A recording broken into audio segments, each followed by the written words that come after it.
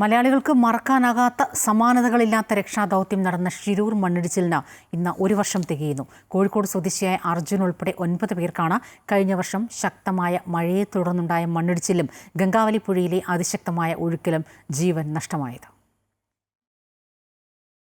ഷിരൂർ വെറുമൊരു സ്ഥലപ്പേരല്ല, ഒരാളുടെ ജീവന് വേണ്ടി ഒരു നാട് മുഴുവൻ ഒന്നിച്ചു നടത്തിയ രക്ഷാദൗത്യത്തിന്റെ ഉദാത്ത മാതൃകയാണത്. അപകട സ്ഥലത്ത് നടത്തിയ 72 ദിവസം നീണ്ട തിരച്ചിലിനൊടുവിലാണ് അർജുന്റെ മൃതദേഹം കണ്ടെത്തിയത്.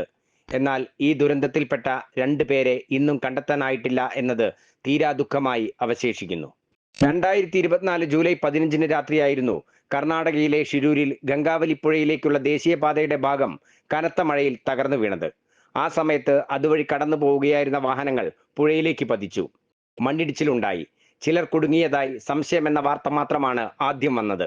2 ദിവസങ്ങൾക്ക് ശേഷം കോഴിക്കോട് സ്വദേശി അർജുൻ ഓടിച്ചിരുന്ന ലോറി കാണാനില്ലെന്ന് ബന്ധുക്കൾ പരാതിപ്പെട്ടതോടെ ദുരന്തത്തിന്റെ യഥാർത്ഥ ചിത്രം പുറം ലോകം അറിഞ്ഞു. അർജുന്റെ ഫോണിൽ നിന്ന് ലഭിച്ച സിഗ്നൽ പ്രദേശം പരിശോധിച്ചപ്പോഴാണ് ദുരന്തത്തിന്റെ വ്യാപ്തി വ്യക്തമാകുന്നത്.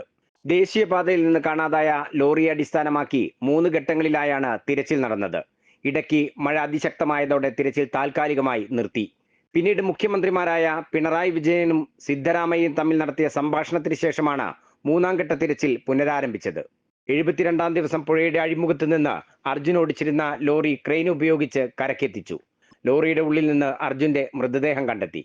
DNA പരിശോധനയിലൂടെ അത് അർജുന്റേതാണെന്ന് സ്ഥിരീകരിച്ചു.